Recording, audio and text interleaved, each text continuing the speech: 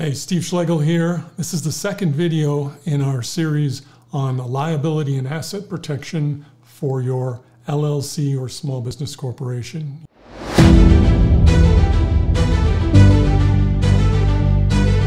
You remember in the last video, I talked about the fact that I believe for smaller entities, 90% of them have no liability or asset protection.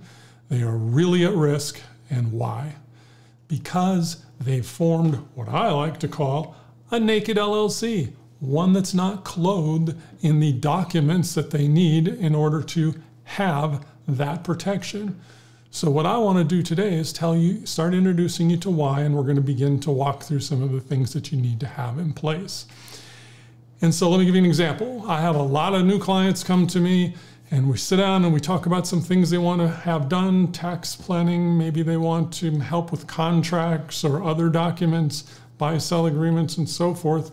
And as we start that conversation, I say, can I see your organizational documents? I need to understand what you've got in place so that as we build upon that, you continue to have the protection that you would be looking for.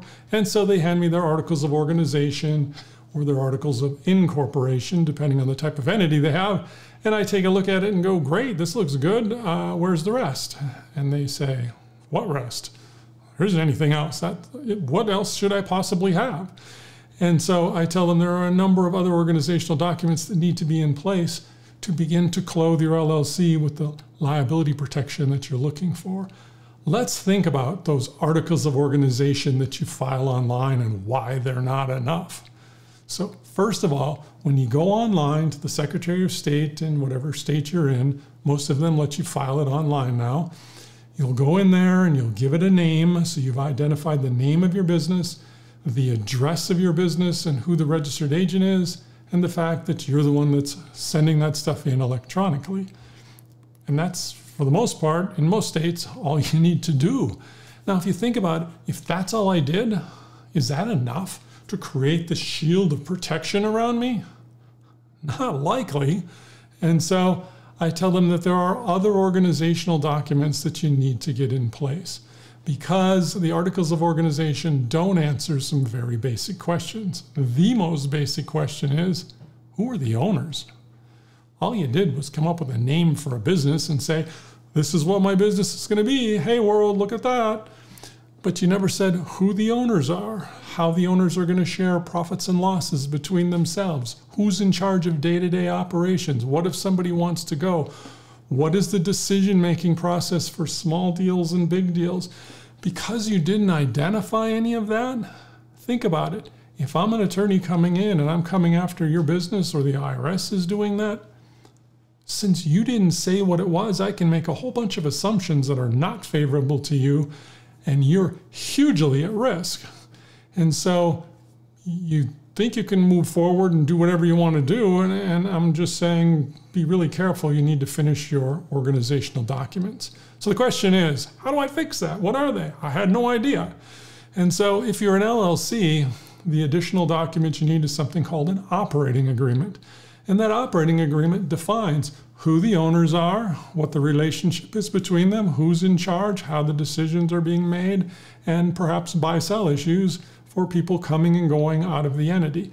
It finishes the basic clothing of your LLC. And if you have a small business corporation, it's just slightly different documents.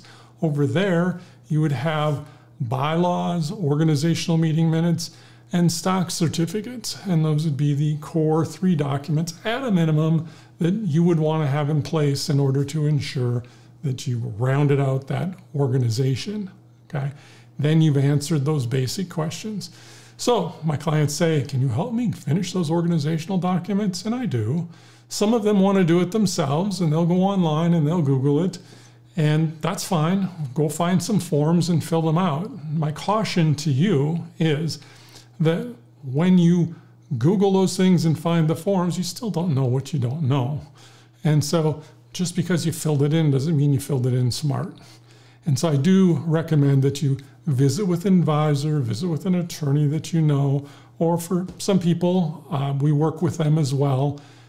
We're Colorado attorneys here, so we can only work with Colorado businesses. But in whatever state you're in, You want to make sure that you have someone there to help you with that so that you make good decisions in those organizational documents, because they control where you're going to go going forward. So that's the basics. But again, that is just the bare bones basic. It's like putting your shoes on. So now you got your shoes on, but you're still not fully clothed. And in the next video, I'm going to tell you how to finish dressing out that clothing that you need to help preserve your liability protection and your asset protection. I'll see you in the next video.